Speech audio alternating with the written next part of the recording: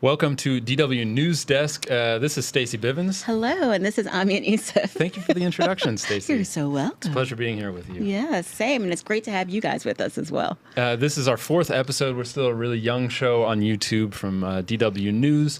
Every week we take on a big news topic. We try to stay as relevant as possible so that you guys can get engaged. And this week we're talking about who is profiting off of the fuel crisis. We're, of course, going to be talking about Putin and Russia and Saudi Arabia and Qatar, but we're looking also at the profits by major oil companies. And we really are looking forward to your input. So please send us your comments and your questions, and we'll put them to our experts. We'll put as many as we can. We usually get hundreds of questions. It can be really exciting, and I think it's really great to get people's questions on topics like this, because it's something that's been in my head a lot recently, and I look at all the angles that interest me. I go into my little bubble, but then when we actually have viewers taking the conversation in another direction, I think that's great. Yeah, it is. And it's also good just to know that you're not alone in your thinking about, what is happening, because it does seem a little bit confusing or counterintuitive in some ways. I think that's why we're picking up on this topic this week, because we've been seeing headlines about how the fuel crisis is going to create challenges for us. Here in Germany, every newspaper and magazine has some story in the past few weeks about how to save up for the winter, because you won't be able to heat your apartment maybe if Russian gas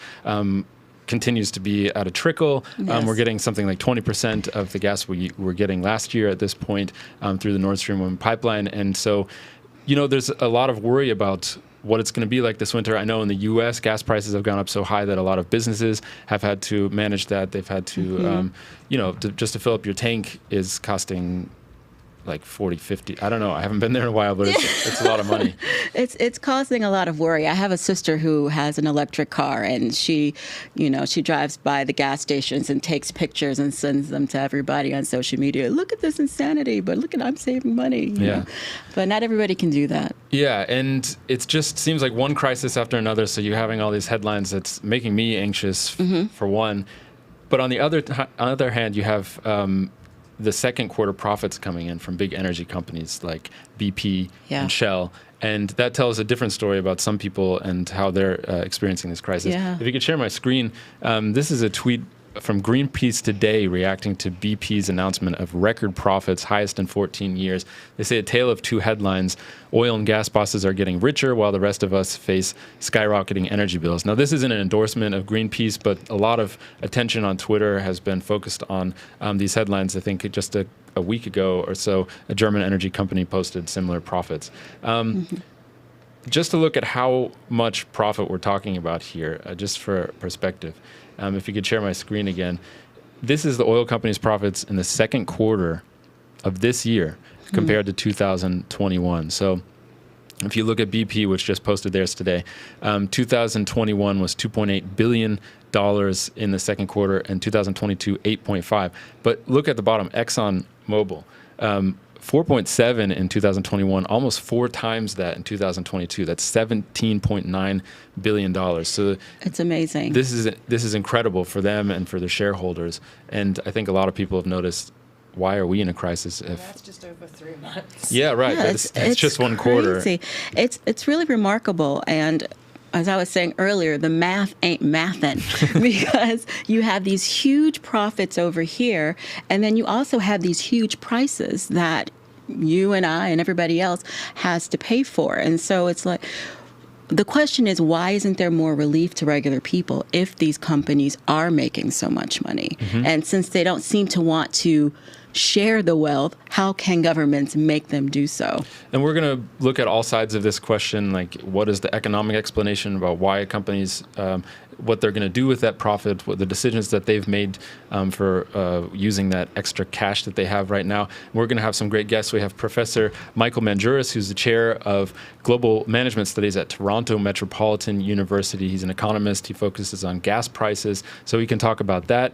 We have Professor Miranda Schroyers. She's a professor of environment and climate policy at the Technical University of Munich, and her focus is more on what this will do to the climate movement. You know, we are in a crisis where fossil fuels, essentially, the price is skyrocketing. Some companies are making a profit off of that, but can the climate movement use this as a Can it moment? be an opportunity? Yeah, to change to renewable resources. But yeah, we also have a great team here with us, don't we? Yes, we have our team surrounding us at the news desk. We have our strong leader, I do my best. Hannah Costigan, who's going to keep us in line and on time.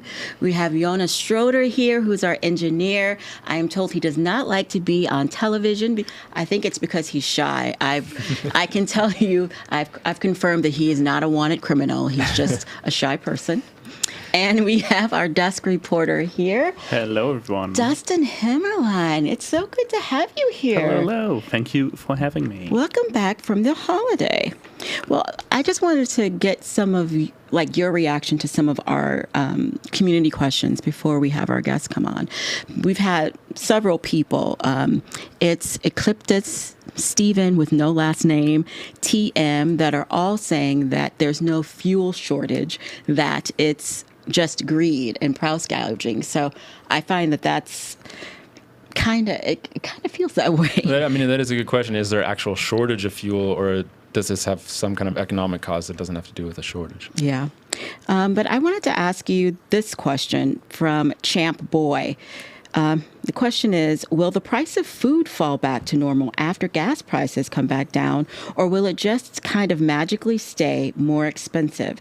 It seems like people have a lot of money to throw at crisis, which is completely man-made and distracting enough to keep people from asking why. That's a good question / comment. It is a good question. So yeah, his question is like, will prices go down again? And if yes, when will they go down? So I've been looking into this a little bit, and I can only tell you I don't have good news. Basically, prices will be up for a while. Food prices have risen before the Ukraine crisis as well. And it's basically just rising energy costs. This, like, one good example is for producing fertilizer, you need ammonia, and for ammonia, you need natural gas. So if the natural gas price rises, fertilizer gets more expensive, and farmers have to pay more for fertilizer. And that makes produce more expensive. So, and these kinds of effects will probably not go away super quickly after the crisis, even if the crisis is over. So, yeah. I don't have good news. It might be we might have to live with higher food prices for a while, and it's not the farmers who are in this case, because I feel like that's a little bit what lies behind the question, right? Like, are people just rising prices and then just keeping the profit? But it's not the farmers or the people who have to raise prices who keep the money. It's the people who sell the gas that's needed that is needed to produce ammonia, to produce fertilizer, to produce produce, and there's other in costs is what you call it for farmers as well that are rising. Okay. And there's another comment I wanted to throw at you. Hashkala says, in Germany, the government is profiting from the crisis as more than 70% of the fuel prices are taxes. Is that true? 70%? No, it's not. That's the kind of question I'm at home at, because I was told I have to check facts on this show. So yes. I feel like that's why I'm like, yes, I fact to check. Yes. It's not as high. It's not 70%, but it is high taxes on fuel prices. There's two reasons they've gone down recently. So it's around in old times when fuel was at a reasonable price, it was around 50%. But since the price has risen, and also the German government has reduced the tax on fuel to make it easier for its people, so around now it's around 20%. Before it was let's say around 40%. Oh, okay. And before that, it was maybe 50% at some point, but never was it 70%. So yeah, that's wrong. Yeah, I wanted to just pick up on something that Champ Boy said. It's my boy. I really liked how he phrased this, that crises are man-made and distracting enough to keep people from asking why. And I think that's the point of our show, right? I mean, that's why we really want to get into this, because a lot of these crises that we've been experiencing recently, the pandemic, the war in Ukraine, the fuel prices, food prices, all these things, they come at us like a natural disaster. But obviously they're caused by humans, and they can be dealt with by humans. So when we see something like people not being able to pay for their own gas to heat their homes while there's profits somewhere else in the same society, under the same government, let's not get so distracted about, okay, how do we turn down our heat? And maybe we should have like a tent in our backyard with a little fire next to it or something like that. We want to ask also the bigger questions, like, is there a social solution? Is there a solution at the level of government that will kind of equalize the profits and the losses when you have a crisis like this? So it's just not like balancing things on the backs of people who are barely getting by. There has to be some kind of, or we're looking to see if there's some kind of solution where government can step in and do what it's supposed to do, which is help its citizens. Right, but we also want to get the perspective, hopefully from Michael Manjuris, who actually has a history working for fossil fuel companies. We want to get his perspective on what the fossil fuel companies, their justification for keeping the profits, whether or not they're going to reinvest them in expanding production so that the prices come down, things like this. But to give us the background on what this crisis actually means, the fuel crisis, because when we talk about it, it means something different for Americans, as it does for Germans, as it does for people in Sri Lanka or other places in the world. Right. So we want to bring in our very own Aaron Tilton from DW Business. He's going to be in the studio with us. He's also a former Moscow correspondent for DW. So he speaks fluent Russian, and he has experience reporting from Russia. And we want to talk about the history of this crisis. So if I may, I'm just going to throw a question at you. What are we talking about when we talk about fuel crisis? Well, basically, the situation we're seeing right now, here in Europe, in the United States, and actually around the world, is that oil prices and energy prices generally are shooting through the roof. I mean, it had its roots back in the pandemic. You have to remember when the pandemic was really in full swing and countries around the world were in lockdown.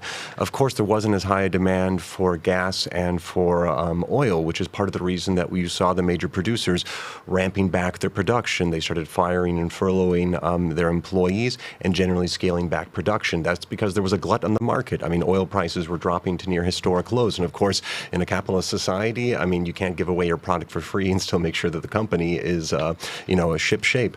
So basically, then when the world started to reopen, when these countries left lockdown and certain economies started roaring back, basically you saw a situation where the demand increased much more quickly than the oil companies, the energy companies could keep up production.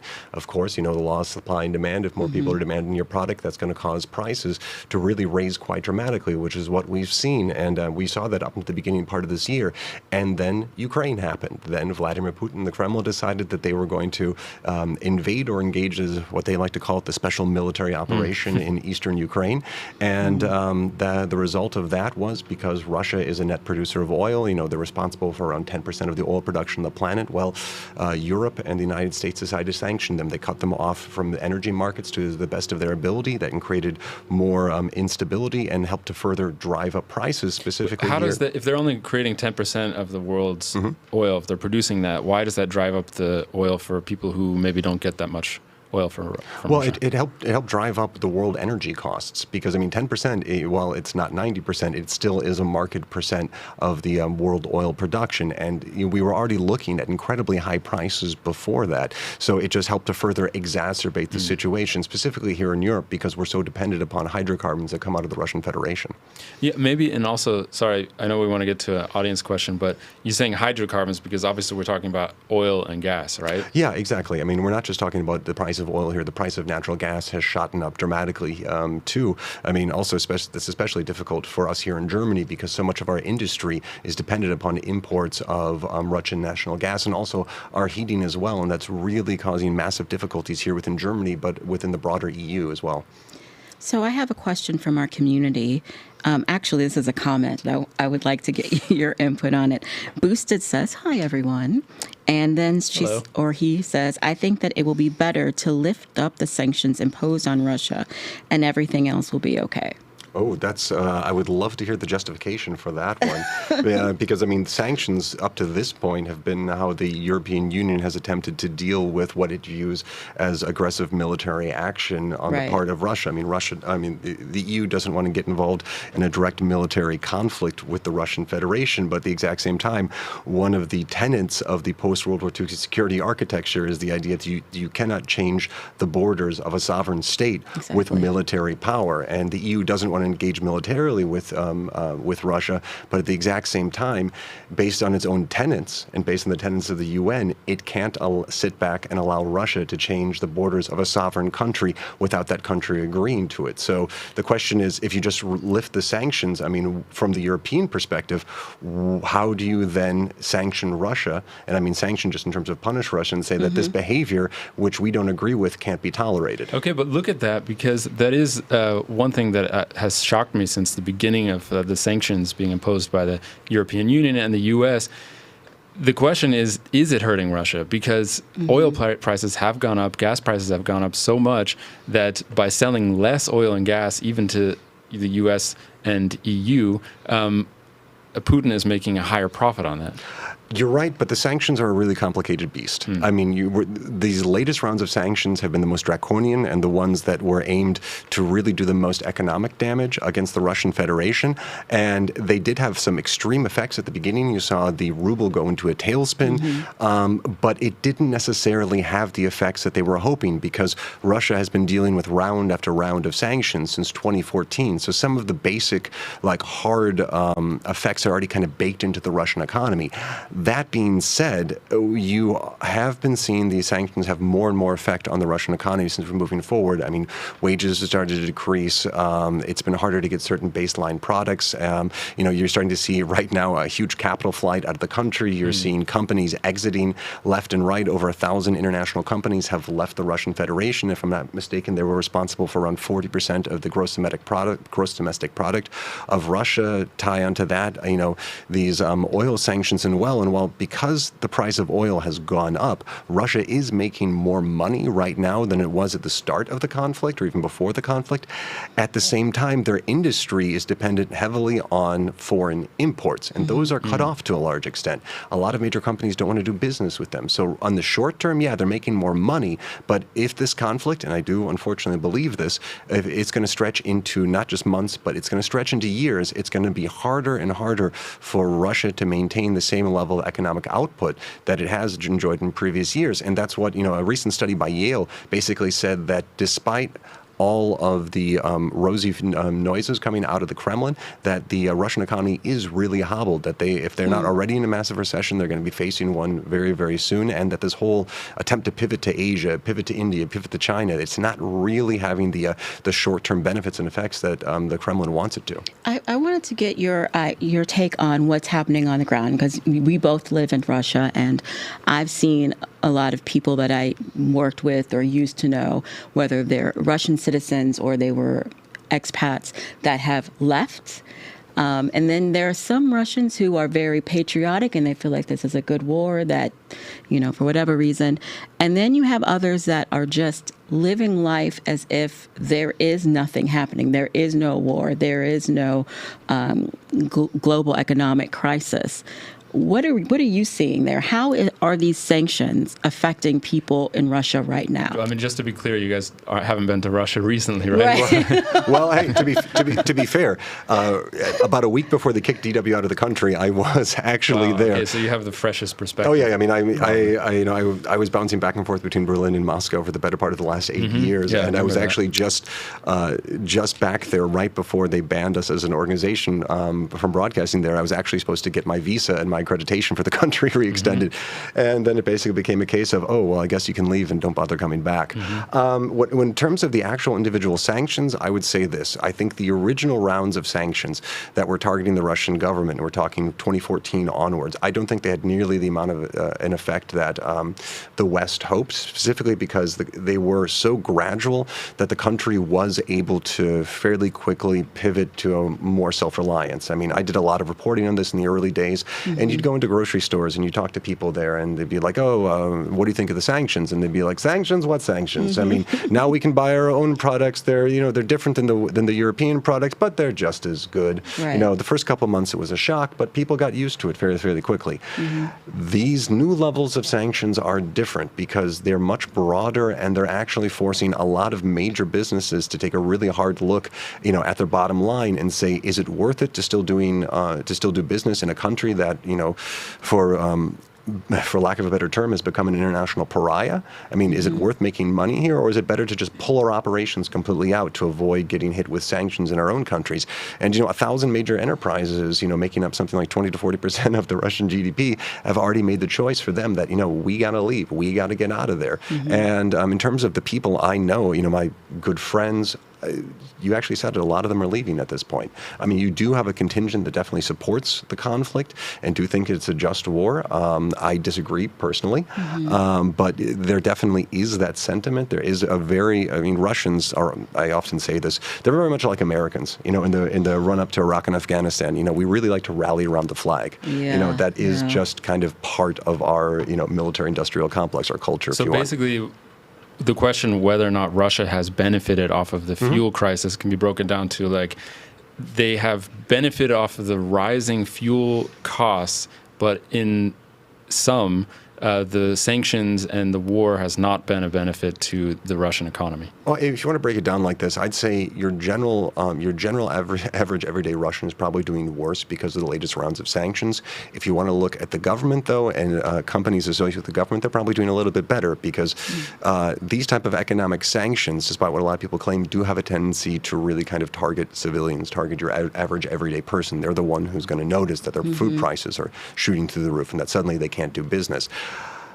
But if you look at the Russian government, because 60% of the Russian government's budget is actually financed by the sale of natural gas and oil, well, they're rolling in cash. So it's kind of, it's a double-edged sword. When we're talking about business, I have a question from Nicole in Canada. She says the federal and provincial taxes are a strong incentive for the government to do nothing to rein in oil companies, and the corporate-owned media doesn't have an interest in reporting it.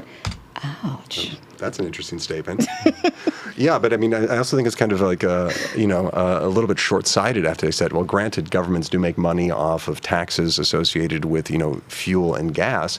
At the exact same time, it's in the best interest of every government on the planet to make sure that our economy is functioning well. And, high energy prices drive up inflation. Inflation has a negative effect on GDP and really hurts, the overall fortunes of the country. So it's just kind of like the situation we're talking about right now with the Kremlin. Yes, they're making money off of these higher oil prices, but it's coming at the expense of their economy. And so in the short term, it might be good for the government, but if you're talking about the medium and long term, it's probably not going to be a good trade-off for them.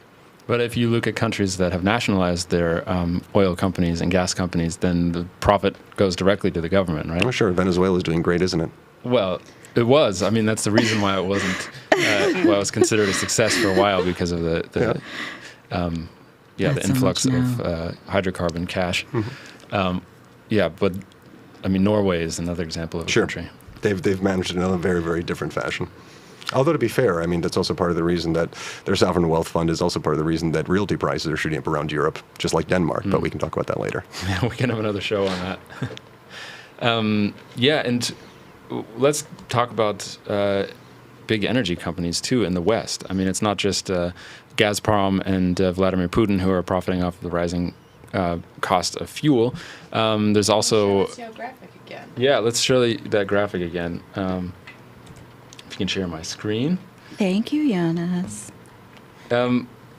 Maybe if you could just react to this, is this normal? Oh, it's definitely not normal. I mean, anytime you're talking about historic highs, it's definitely not a normal situation per definition. I mean, if I'm not mistaken, the 10 largest oil companies and energy companies right now, they're looking at, in just over 3 months' time, raking in $60 billion in profits. I mean, that's just an absolutely staggering figure. And of course, it's, because of these abnormally high oil prices. And if you can try to parse the numbers as much as you want to, but at the end of the day, it is the consumer who's paying for that. And I kind of keep coming back to this idea that when you're talking about throughout Germany, throughout Europe, throughout England, North America, people are talking about, becoming energy poor, saying that they're going to have to make some really hard decisions when it comes to heating their homes over the winter. And maybe they're going to have to cut back on their food budget. Are they going to have to, kind of tighten their belts and not make a lot of the big ticket purchases that they may have been planning? In the long term, that's likely to have a very scary effect on GDP, a very scary effect on growth in general, this is why we're probably going back into a recession. We're just in the point of getting out of the COVID recession that caused and the chaos on the markets there. And now we're in kind of another one where the fuel prices are provoking another recession. And it kind of worries me about this generation because, if we're talking about a generation that has an incredible amount of economic shocks, you're talking about the Great Recession, then you had COVID, and now we have this too. It's really kind of spelling or painting a dismal picture for economic prospects. Do we have some questions that we could do like a little rapid fire thing? Yeah, we have from. Do you know about this, Aaron? No, So it's the first our time I'm on, so I rapid have no fire idea. situation. Surprise. Hey, So cool. we're going to just Pop quiz. how's pepper you with just a few questions, and you just take about 15 seconds to just answer to the that? I don't do short. 15. Okay, 25 seconds. Okay, thank you. We'll try. I was going to say I can time you, and then if you're going over, I can be like, no, you have to stop. Okay, whatever. We'll just go for it. Okay, so let's see. Harik Krishnan says, isn't it ironic that while Europe has imposed sanctions on Russian crude oil and gas, they have received petrol and diesel from countries such as India made by cracking the same Russian crude? Cracking. Well, I mean, I'm not sure. well, it definitely there's. I'm sorry. At the end of the day, when it comes down to hydrocarbons and energy, it creates strange bedfellows in and of the day. I mean, look at the energy crisis in the 70s in the States. I mean, they were doing business with countries they wouldn't sit down at a table and have negotiations with. At the end of the day, it's just business for most of these countries when it comes to, heating their homes and running their enterprises. So it's not that surprising that this would, again, that countries would look the other direction. I mean, also, Germany's trying to pivot away from nuclear and fossil fuels. And while we're ramping down production of that within Germany, we're more than happy to, take nuclear power from France and take coal power from Poland as I'm going to well. have to stop you there because that was 30 seconds. Yeah, okay. Stacey, do you have Rapid another fire. question? I do have another one. You guys need to send in more questions. So Michael Headworld says, I have an electric hybrid, and so I'm able to circumvent some of the cost of fuel. How do the profits of the fuel companies compare to the production over the last year? Well, I mean, production is down compared to last year, but the profits are at the highest levels ever. And of course, we have seen pressure from governments on OPEC and other producers to produce more oil, and they did agree to that. But they're missing a lot of their targets. So production is down from where they wanted to be from their own targets, but the profits are through the roof. Here's one from Nicole. I like this one. Are there any governments around the world trying to rein in these oil companies? Well, I mean, we're seeing pressure, especially like the Biden administration is putting pressure on a lot of the local producers. And we have seen political pressure directed against OPEC. But it's at the end of the day, it's kind of a question of what can they do? Because at the end of the day, most of these companies are still private companies, and they're also beholden to their shareholders. And they have to do what's in the best interest of their shareholders, because that's how capitalism works. So it's in their interest to make sure oil prices are high and that they can then give out dividends to their shareholders. They're not public utilities. Right. Well, shout out that to one was under 30 seconds. amazing. And Well also shout done. out to Nicole for asking that question, That because was a actually great we wanted to question, talk Nicole. about this. I have a video that I wanted to play because we want to look at what some governments are trying to do to make these profits, to turn these profits into help for people who are struggling to pay their bills.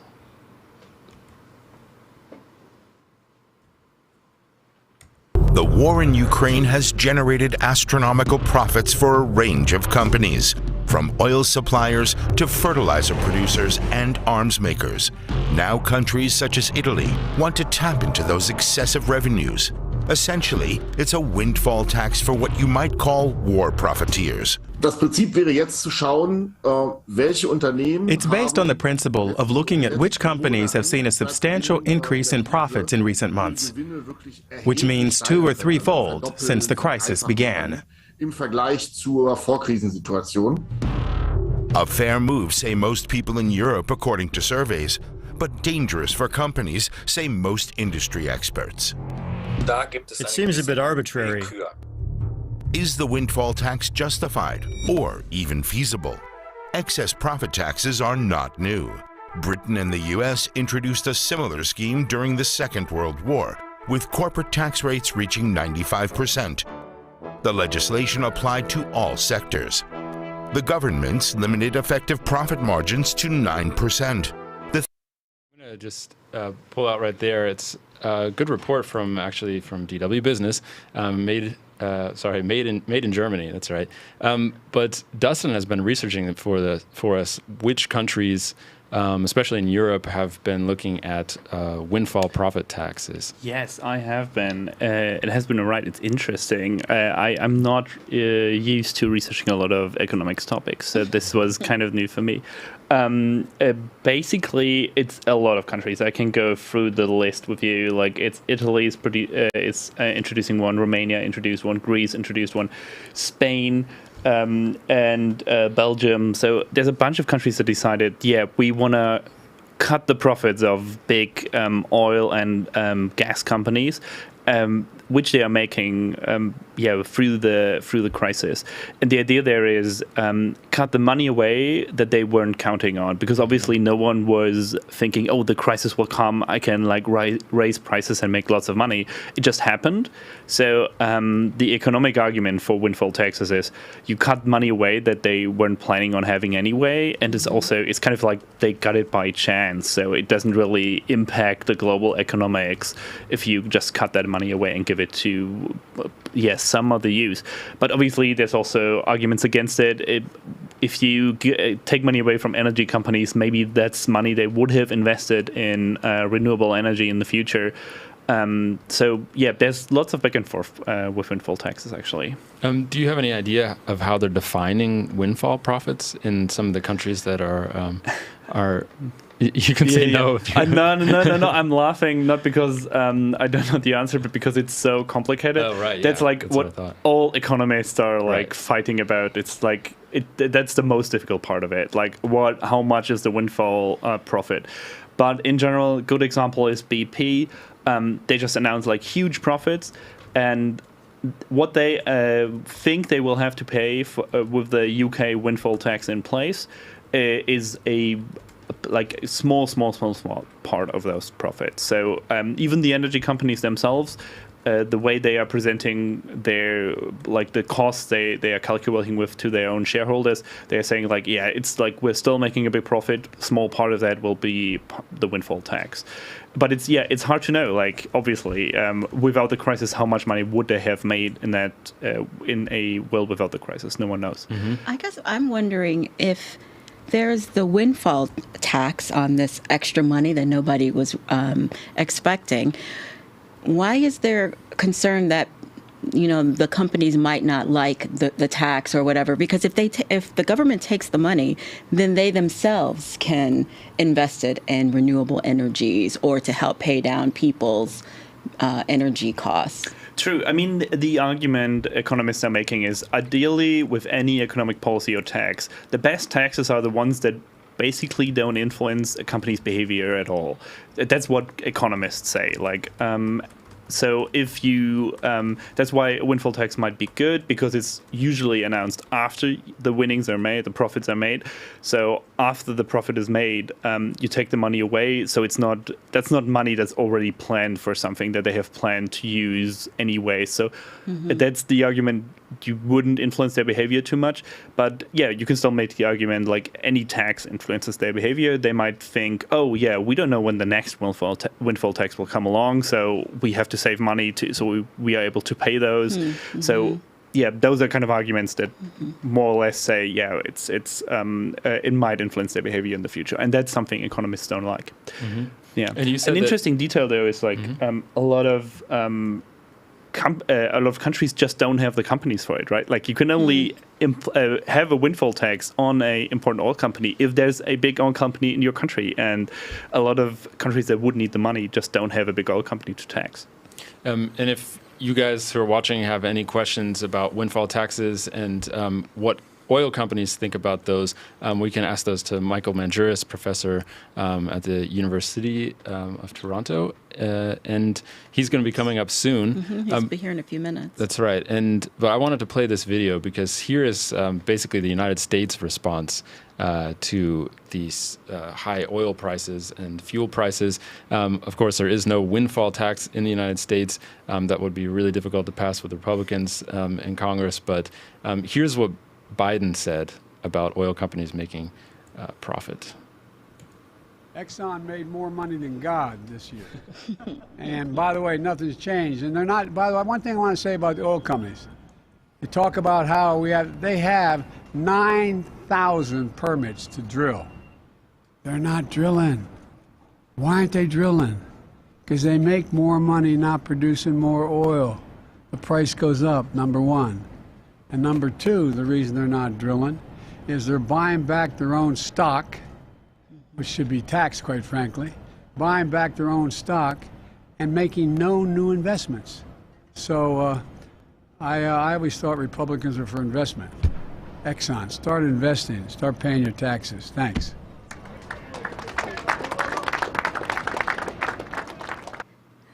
Yeah. So this was back in mid-June, right? So this is what Biden was trying to encourage, I guess, with that little speech. He also wrote a letter to some of the big oil companies trying to encourage oil companies to pay their taxes, but it doesn't seem like there's been any serious legislation to make that happen. But to talk about that, I want to bring in Professor Michael Mandouris.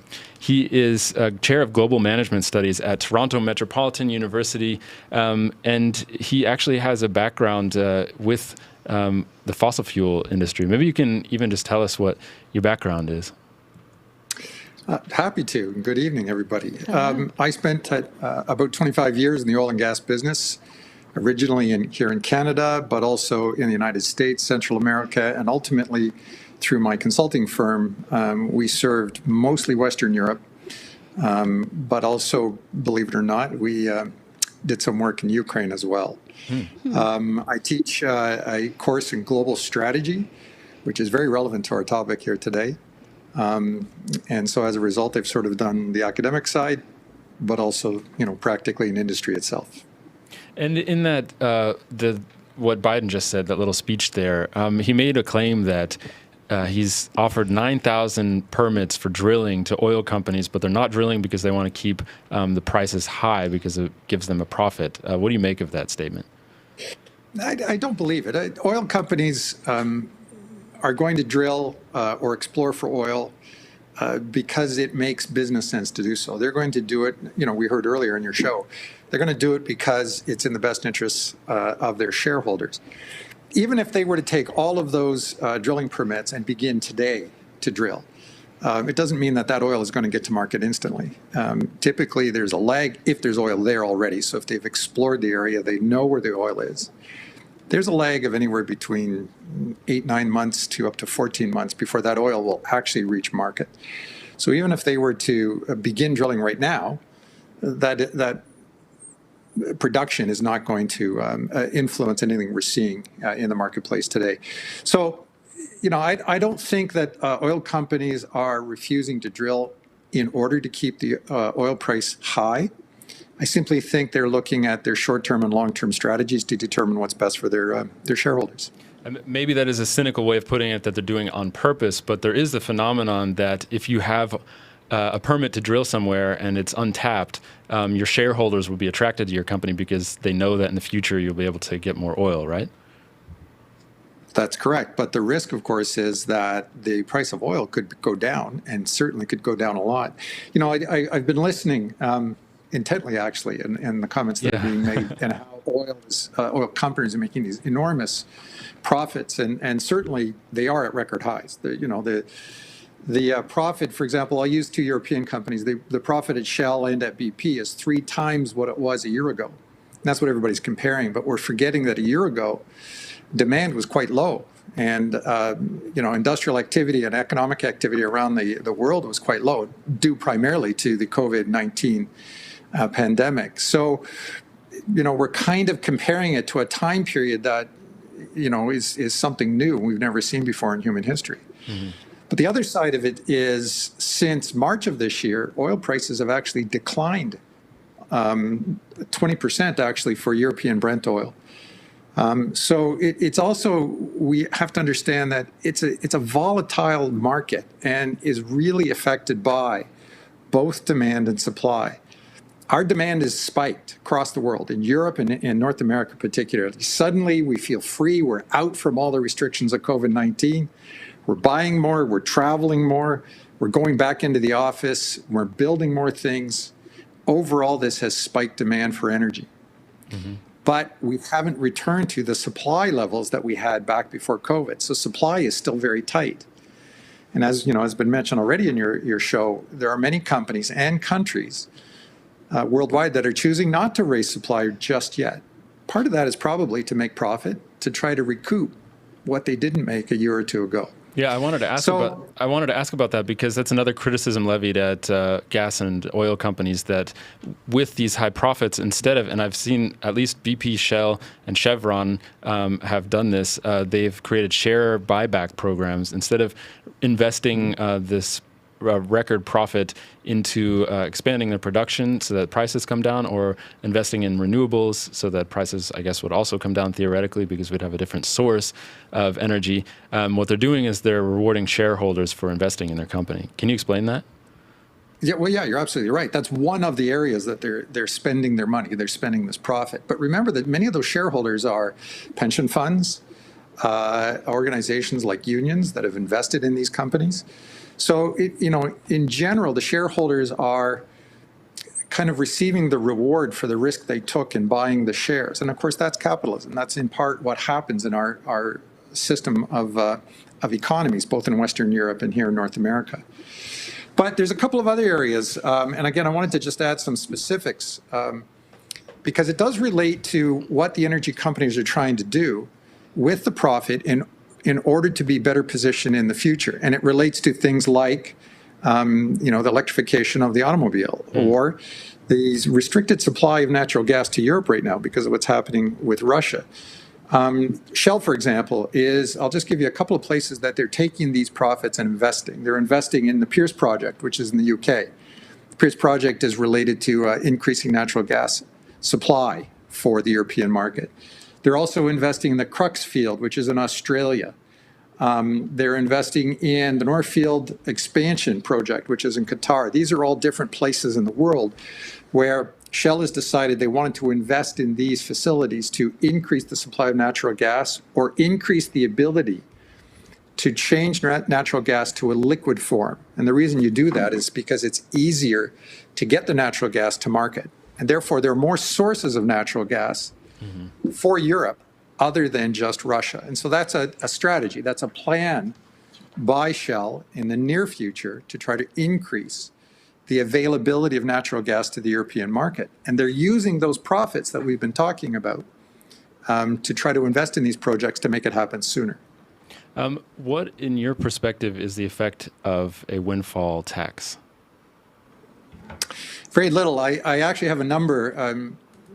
One of your guests there had mentioned that for BP, the windfall tax was going to be very little or have very little impact on them. And according to the information that I have, the windfall tax in the UK and how it will be applied on BP is equivalent to 0.08%, so less than 1% of their profits. So it's very tiny. So the good news is it won't affect how BP behaves in terms of moving forward. But the bad news is it's not really having, I think, a desired effect. I mean, the conversation has been, gee, we should tax these big oil companies because that money goes to government, and then government will somehow use it better than the private enterprises. I'd like to see that. I'd like to see somebody show me the proof. Of course, if you were talking about share buyback programs, then the government wouldn't reward shareholders. They would use it to get families and workers out of the crisis. I mean, say what you want about the government's ability to manage funds, but it would definitely go to different people. So I'm not saying it's a bad thing. What I'm saying is, sure, I'm not saying it's a bad thing. I mean, I'm sitting here in Toronto, Canada, and we're very similar to the European governments. We're more conscious of the social fabric of our country, and therefore our government and the taxes we pay often go to social programs that are very similar to what you have in Europe. So I'm absolutely on your side when you say that. But I don't want to take away a global corporation's ability to invest in something that's innovative that helps us in the short term to get out of some of the issues we're seeing. If Shell and BP and other large companies like Total out of France, if these companies are successful in taking this money and diversifying where the supply of energy comes from, then Europe will find that it is never beholden to one country ever again, for example, Russia. So that's a good thing. If along, the ride, they make so much money that there's the ability to tax and take some of that to better support social programs. For example, one of the things that happens here in Canada is our provincial governments who apply a sales tax at the retail gasoline level. They've actually, because of all the money they're making, you guys mentioned that earlier on, because of all the money they're making, they've actually eliminated that sales tax for 6 months temporarily to try to offer relief directly to our citizens. And the price of gas here has declined about the equivalent of about €4 or €5 pennies per liter. But that's significant for many people in terms of filling up their gas tank here. So that's how our governments have kind of adjusted it. Not only are they looking at a windfall tax, they're also looking at ways to provide relief in sales tax areas, at least temporarily. And that's a good thing. Michael, I understand what you're saying about corporations taking advantage of capitalism and being able to diversify and use money in different ways to help targeted people. The problem is, as a person, a regular person sitting here, we aren't seeing that. What we are seeing is that we're getting pinched at the pump. And what we're seeing in Germany is that we are being asked to, curtail our energy usage so that we won't freeze in the winter. So as much as a lot of these companies talk about corporate responsibility, where is that? When will they put their money where their mouth is? Well, it's what Germany in particular, but certainly Western Europe overall, is really facing is the fact that your energy supply comes from typically one of three areas: Russia, Middle East, Northern Africa. And that we have conflict in all of these areas right now. So all the areas where you typically get your supply for energy is involved in some form of conflict, which is clearly putting pressure on the ability to supply. It's not that the supply isn't there, it's the ability to supply. So Russia is playing politics and reducing natural gas deliveries through the Nord Stream 1 pipeline, which typically is being used this time of year to fill up storage caverns in Europe so that you would have natural gas to heat your homes, et cetera, and have an abundance of it in the winter months. So there's some question whether that's going to happen. That's politics. Right. And that's why that uncertainty exists. Big corporate companies are looking for ways to offset that. The problem is there's no solution that's instant. You're right. It is politics, but it's also the companies aren't in a bubble where they don't have any influence on politics. They lobby these different governments to get what they want. So, well, that's correct. And one of the things, for example, that's being lobbied here is try and find ways to get our natural gas to the Atlantic coast in a liquefied form so we could put it in ships and send it to Europe. Because what we see, Canada's much like Russia, to be honest. We have, at least from the perspective of energy, perhaps hockey as well. But anyway, we have a large amount of oil. We're number 5 in the world. We have the world's largest known oil deposit. It's just mixed with sand. And in around that, we are also the world's number 3 producer of natural gas. The problem is it's in Western Canada. We have to get it to a coast to get it to you. Yeah. And so the large oil companies right now are lobbying our governments to provide us a better opportunity or a better way to do that in the short term.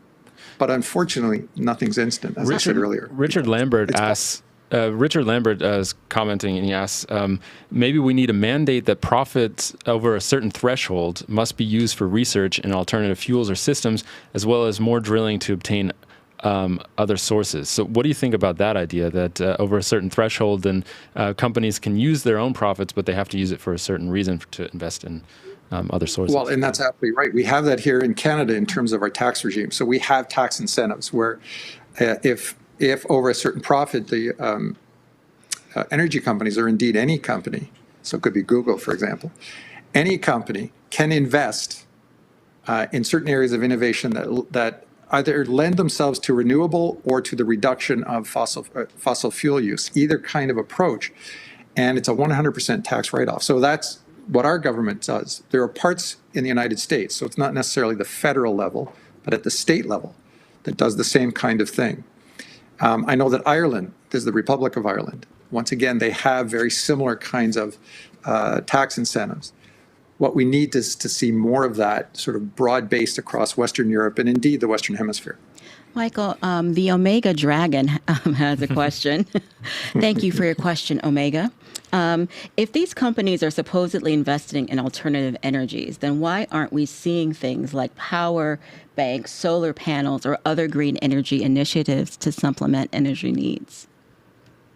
Well, we are. The problem is we're not seeing them scaled up, is what I call it. In other words, we're not seeing enough of them. And part of the problem of that is it's not just the oil companies. It's electric power companies. It's technical companies. Again, Tesla, Google, Microsoft, all of these companies could also be investing in the advancement of renewable energy, but also in a method of storing the energy. So batteries obviously come to mind, but other things as well.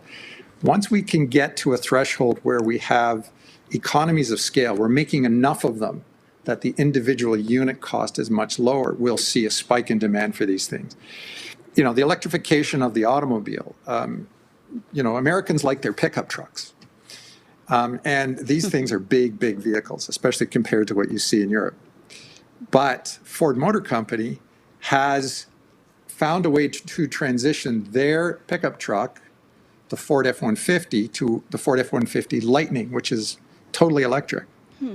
Problem is they don't have enough production capacity just yet to make them in sufficient numbers to meet the demand that's out there.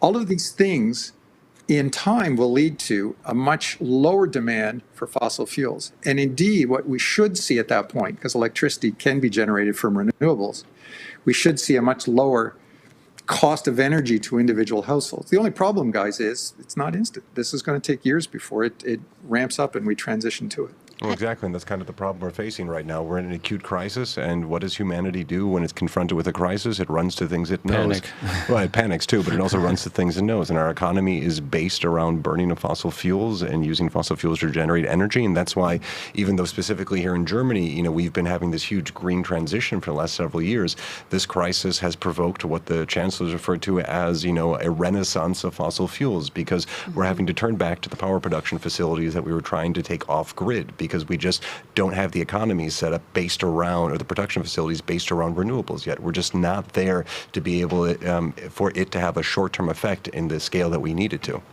Well, I think we're going to have to leave the... Oh, sorry, did you want to respond to that real quick? I just wanted to say that's absolutely true. Humans are always happy to do what we're comfortable with, which is what we know, and we tend to resist change. I know I am. No, but I think that goes back to the question at the beginning of the show where he said if you get bogged down in the details of crisis, you stop asking why it's happening, and I think that's a good question to ask. Professor Michael Mandzuris, thank you so much for being on the show with us, answering our questions. It's been a pleasure. Thank you, Professor. My pleasure. Thanks for having me, and have a great day. You too. I should also say that we need to say goodbye to Aaron at this point because he's Don't leave, Aaron, don't go. Sorry, I have a hungry cat waiting for me at home. Okay. He also has to work very early tomorrow, and he was helping us out by coming on tonight. So thank you for him. Aaron Tilton from DW Business. Thank you. Signing off. Aaron, thank you so much for being here. Until next time. Well, I think this is a good conversation to pick up with our next guest on. Dr. Miranda Schroers, professor of environment and climate policy at the Technical University of Munich. Now, she has a background, obviously, in climate policy. And what I want to talk to you about is basically what we were having a conversation about just before. When humanity is in a crisis, there's panic and a turn to what we're used to. But you have said before that you see this as an opportunity to pivot toward energy, sources of energy that won't lead to so many crises in the future. Can you explain that? We've often seen in history that it takes crises to bring about rapid change. And that's exactly what we're seeing happening right now. In fact, it's a crisis on top of a crisis because we had, as you've already mentioned in your show, the COVID pandemic, which already started us on this speed up of the digital revolution, which also has a lot of great potential for greater energy efficiency, more efficiency in all kinds of value chains in transport structures. And now we have the energy crisis that is triggered by the war in the Ukraine, rapidly rising energy prices, really shockingly high prices already, and they could get even higher in the months ahead.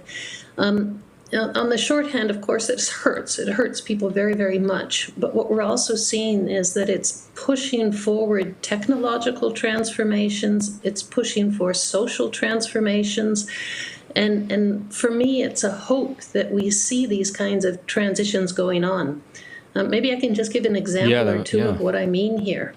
So if you're talking about the digital transformation, we're seeing all kinds of people working from home. We're seeing less of a need to be able to move from point A to point B because we can do it now long distance virtually like we're doing right now. In terms of energy use, you could think of the steps that many industries are already taking to reduce their demand for gas.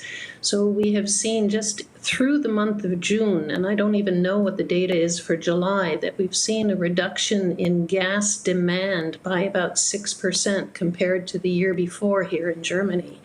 So it could be that that's partly due to changes in weather, but it seems that some of it is also due to actual efforts on the part of businesses, on the part of communities to save on energy use.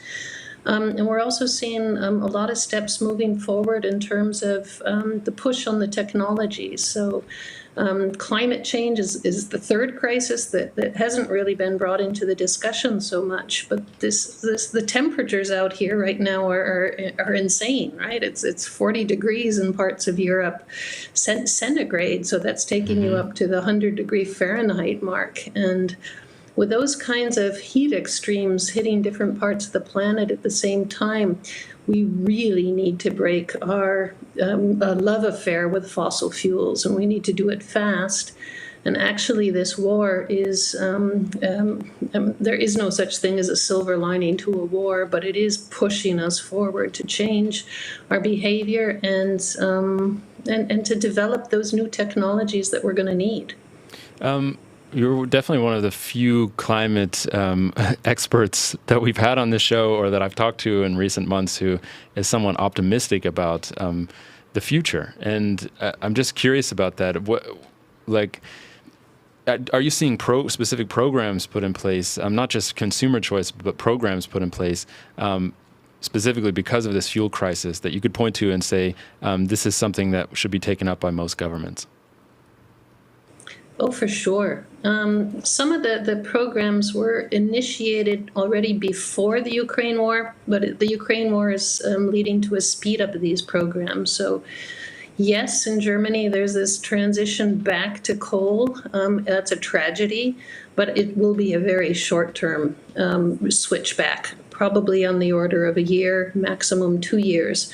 And in the meantime, you're going to see a very rapid push on the renewable energy development. Offshore wind turbines are going to be built at a much more rapid speed. We're going to see, and are already seeing, a lot more of a push on the photovoltaics. So Germany, for example, expects to have 80% of its electricity from renewables by 2030. Right now, it's somewhere around 46 to 49%. It'll depend on how the rest of the year works out. We're seeing Europe-wide a very rapid growth in renewables, and the push that came partly with COVID, now with the Ukraine war, to speed up this development of renewables and to interconnect Europe in a way that it has never been interconnected before on energy. This opens new possibilities. So yes, I heard, for example, earlier on your program, you were saying that Germany sometimes imports nuclear from France. Well, actually, it does not. Sometimes nuclear may travel through the German electric wires on its way to other European countries, but Germany is a net exporter of electricity within Europe. So there are ways that this interconnectivity in Europe could open new doors for cooperation and a more rapid push away from the fossil fuels. I think what we do see here is the tragedy of a policy of the last decade or more to move forward with the climate transition, but not to pay enough attention on the fossil fuel dependency. And there's a bit of a fallacy, this idea that, well, we can switch from coal to gas and that really will help us. Yeah, in the short term, it does reduce the CO2 emissions, but it doesn't do what we really need to do, which was build out that infrastructure for energy efficiency, for green hydrogen, for battery storage. That's where we need to be spending our money. So if I think about that windfall profit discussion you were just having, I would say, yes, we need to tax these oil and gas companies that have slept on the climate transition. They have fought against climate action for over 30 years, and now it's time to make them really move and do something. We actually did a poll at the beginning of the show about that, and we have the results now if you guys want to hear that. Yeah. So we asked, the poll was, should companies pay extra tax on profits that they make off of the fuel crisis? So our responses, the options we gave were yes to go to renewable energy, yes to go to energy bills, no, and don't know. So the results are in 46% for yes for renewable energies. So I think that's what you just said your opinion was. Yes to go to energy bills was 29%. So if you put those two together, I don't do math, but it's over half. Dustin, what's 29 plus 46? 29 plus 46. That's I knew it. 75. Yeah, 75% said win. yes.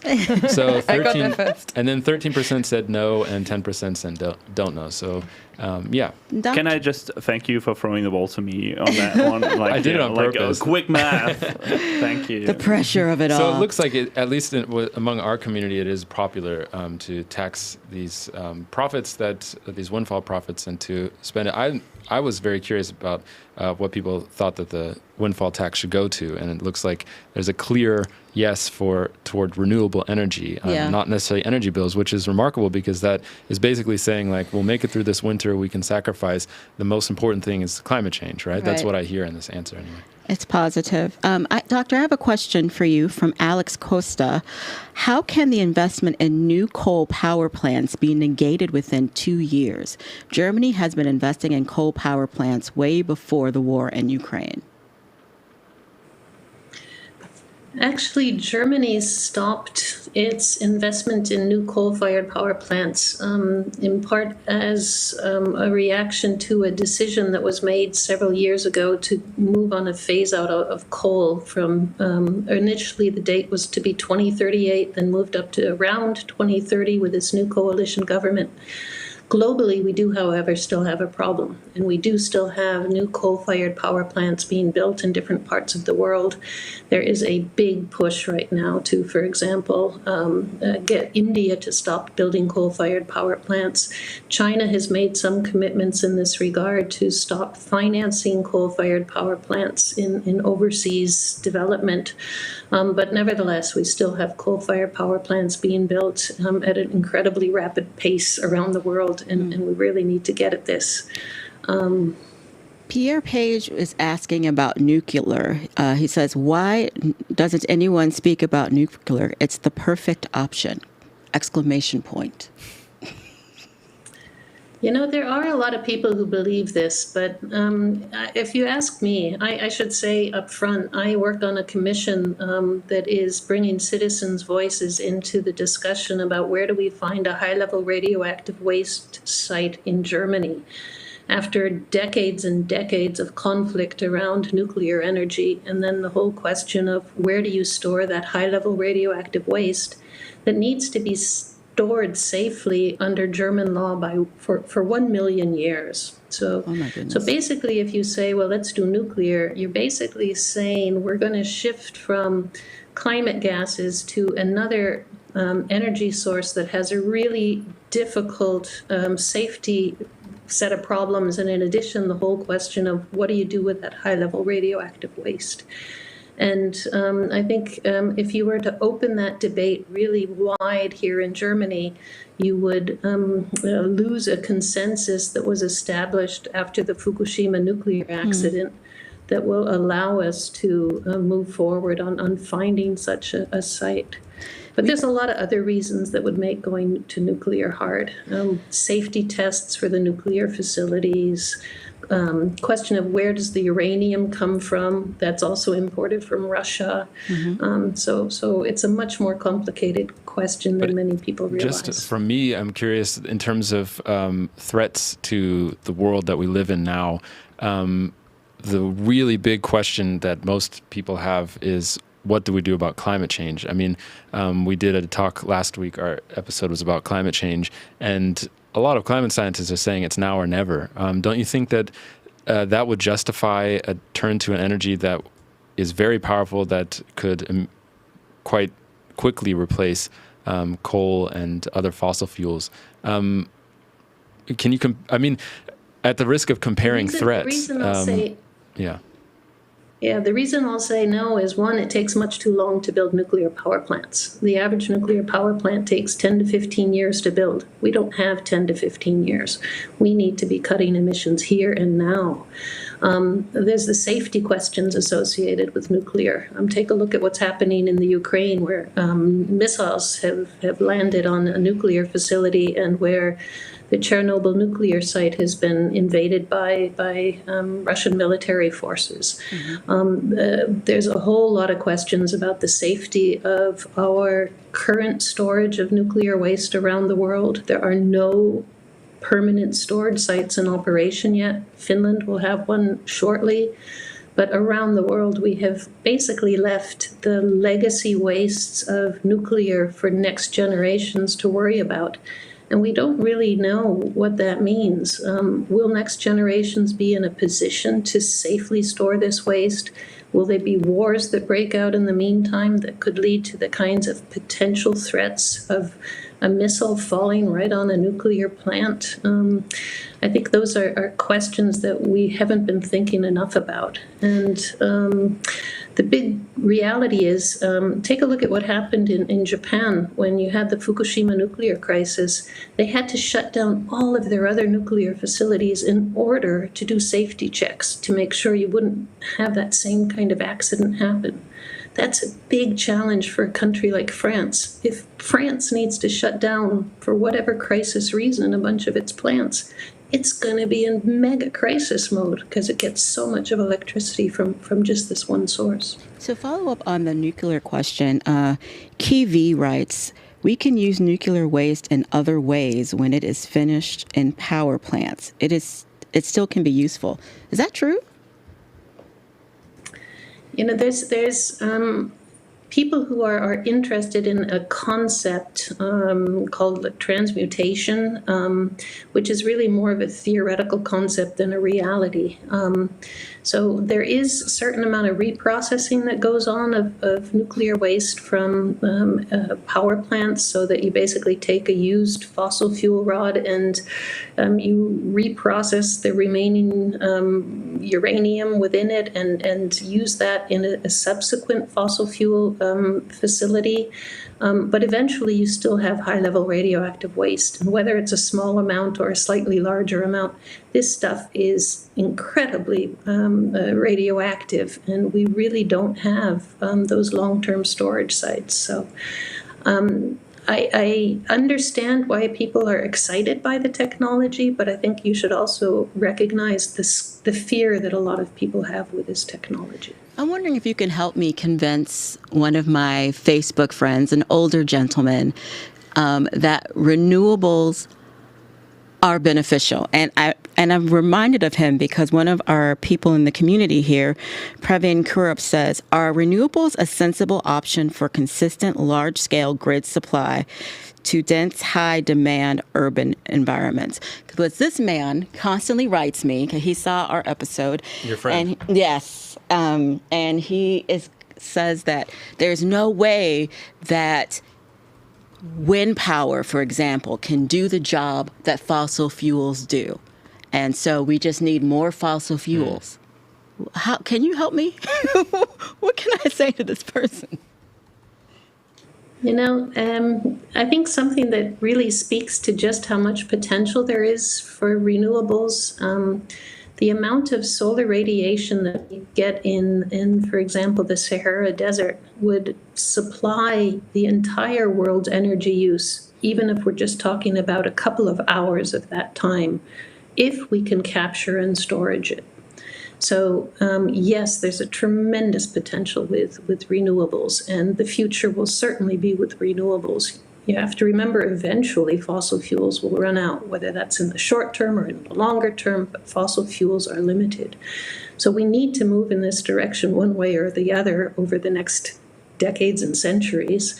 Within urban environments, we're also seeing a lot of new developments related to how we collect renewables. So the way we've done it until now were the solar panels, but it won't be very long before we start to have wider scale use of roof tiles that are made with solar, building into skyscrapers, solar systems right into the walls, windows that will be making much better use of Polaroid kind of technologies to reduce the amount of incoming ultraviolet radiation.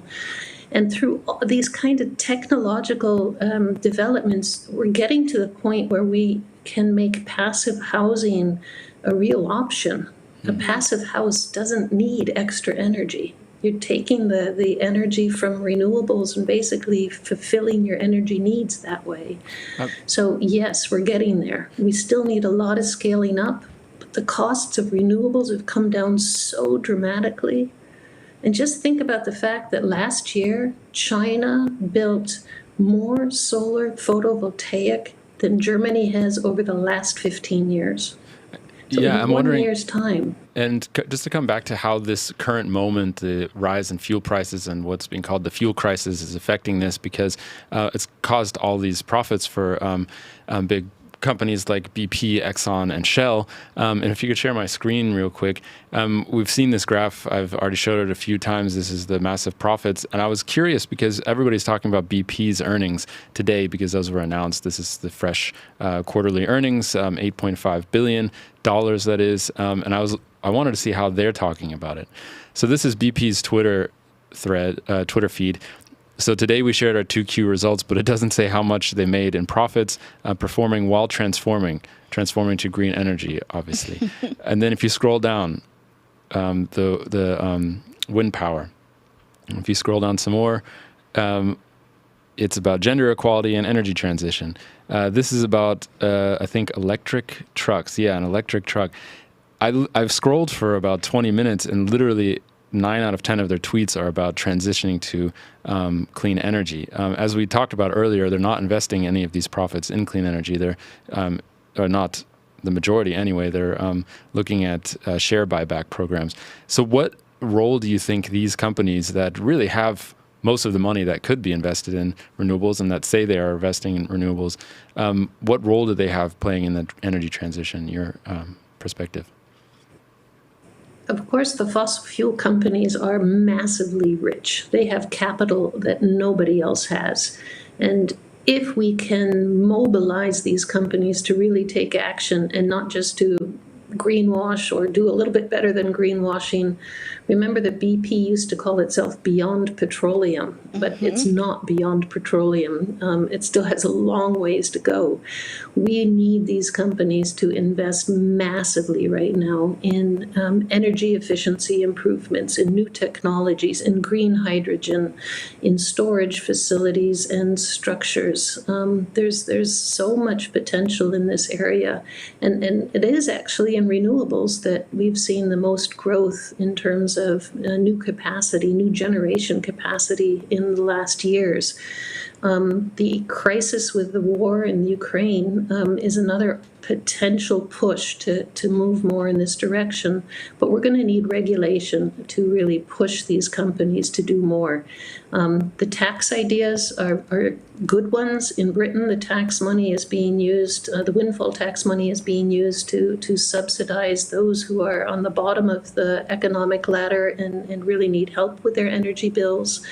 I like what a lot of the people in the audience were saying, which is we really should have those windfall taxes being turned into money for climate action, for energy efficiency improvements, perhaps targeted first at those who really need the economic help the most. But we should be careful not to just spend this money in ways that don't help with a longer term and bigger crisis. The really big crisis around the corner, or it's already here, is climate change. And we still have a lot of work to do to get people out of their gas guzzling cars and to get people to change their heating systems to heat pumps and to move towards energy efficient building structures and codes. Stuff is happening, but there's a lot of work to still do. I have 2 rapid fire questions for you from our community, and that basically you just take 20 seconds to just quickly answer. The first is from Nicole, who says, "It seems to me that the primary obstacle to renewables is battery technology. Should we be funding that with these windfall taxes?" Yes, that would be a good way to spend some of these windfall taxes. Okay. Much less than 20 seconds. Yeah, and yeah, much faster than our friend Aaron Tilton. And then the next question is from Alan Perry, who says, "Cold fusion reactors, why are we not putting more resources into it?" We actually are putting quite a lot of resources into research in and around fusion technologies. But these are long-term technologies that are still unproven. And so what we know now is that temperatures are increasing. We have heat waves happening all over the place. We need action now. And that really means we need to be investing in the technological solutions that are already here. Well, we have so many more questions for you, but unfortunately we have to leave it there. It's been a pleasure talking to Dr. Miranda Schroers from the Technical University of Munich. We appreciate you being on the show and playing along with answering the audience questions. Thank you so much. Great. Thank you very much. I've enjoyed it.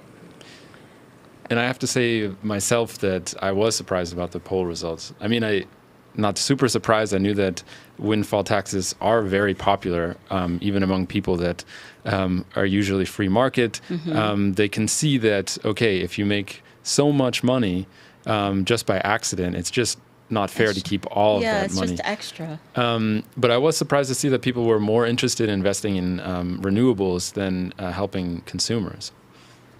Yeah, I think that's a surprising one because that's the main thing I expected. Like, I expected people say, oh, yeah, it's take the money away from the big companies and just make my my life easier. Like, let me pay a little less for gas, because that's what we are all afraid of, or at least I am afraid of, the gas price that might come along soon. We were talking about this earlier, what we're going to do when it gets colder in winter if there's no more gas in Germany. And I think my plan is just to wear a lot of thermal underwear and sleep under 5 blankets. I think that's what you guys do in the UK anyway. In the US, we just turn up the thermostat and you guys are like, let me get my sweater. Oh, man. And a cuppa.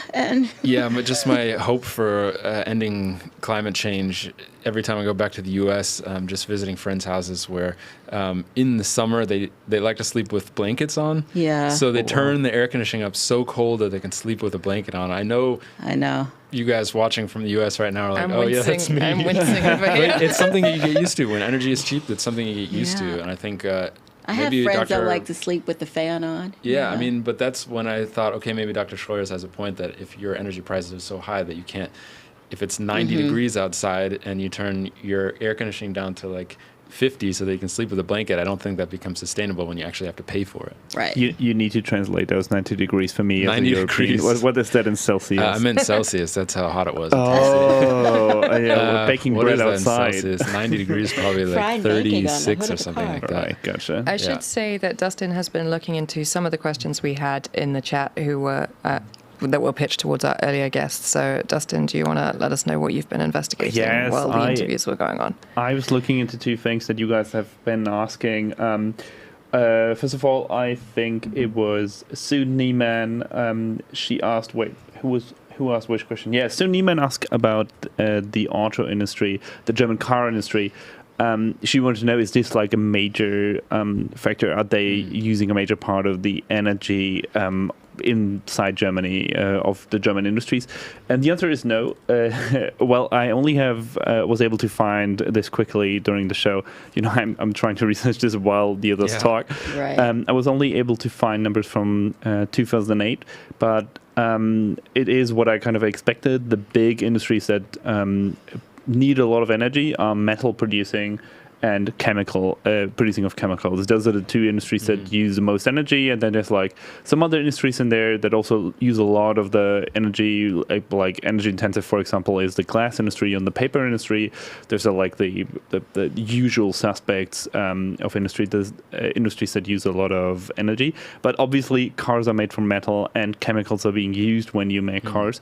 So through that, the German car industry is using a lot of energy, but the car industry itself is not the biggest energy user, I guess. Yeah, apparently the gas used in the car industry is mostly just to keep the factories warm, is what I heard. Yeah, exactly. Yeah. But then BASF, which everybody knows that if you use any chemicals, I mean, it's a major chemical producer in Germany, and they're the single largest user of gas in the country. That one factory in Ludwigshafen, and they're having to face potential shutoffs if we're really like... Yes. You know, if we're facing a gas shortage this winter. Yeah, I mean, the reason for that is that they don't only use gas to heat their factory and to heat whatever production equipment they have, or like heat up like I don't know how chemicals are made is what I realize now. Heat up a big kettle of chemicals. I don't know what how this works. Yeah, but it's also exactly. They also use it as a resource. Like they need the gas to then I don't know produce the actual chemicals. So that's why they are a big consumer. And the metal industry, paper and glass industries, they need a lot of energy just because they have very big. Like if you want to melt metal, you need to make things very hot, and that's what you use energy for. Was there another question? Yes, there was one other question. Someone asked, would it make more sense? Hannah, can you help me out and find out who that was? Like I kind of forgot the name. I will look up who someone asked, wouldn't it make more sense to have a lot of small companies instead of some big companies that dominate the oil industry? And actually, when I looked up what kind of percentage one company in the oil industry controls, what percentage of the market, they control small percentages. So all U.S. companies, like every U.S. company that trades oil, all of them come only to 14% of the market. And then all of the Russian companies come only to 13% of the market. Next is Saudi Arabian companies with 12%, Canadian with 5%, and Iraqi companies with 5%. So the market is split between a lot of companies. So they would need to work all together to, I don't know, have some impact or be able to like price gouge at some. Of course, you have level. OPEC that does. They do bring the different countries together to create. Exactly, yeah. But like the question was, should we have a lot of smaller companies? What I'm looking at is like a lot of companies are there's already a lot of companies on the market. There's still, obviously, they might be working together secretly or like through OPEC even openly to hedge their bets, I guess. But it's not one company that controls all of it, or two or three.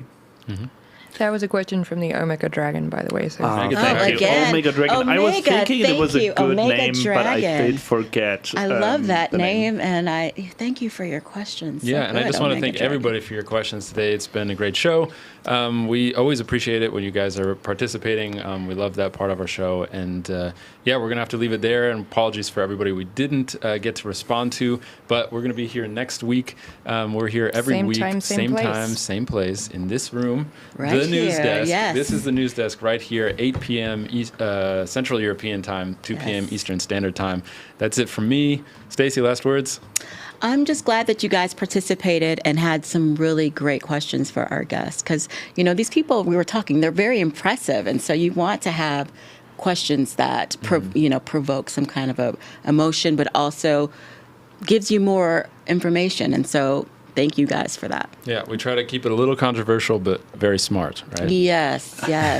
We got to keep it classy. Maybe here. we take this as like the new, headline for a show. A little controversial, but also smart. Yeah, that's our new tagline. Well, there's a suggestion in the chat that we should be making or buying lots of cats as blankets for the winter. Yeah, we are looking into new decoration for this set, so maybe we'll take that into account. So next time you see us, maybe it's with cats signing off. I hope from not. Berlin. I have allergies. DW News Desk. Thanks, everyone. All right, thanks for joining us. See you next time.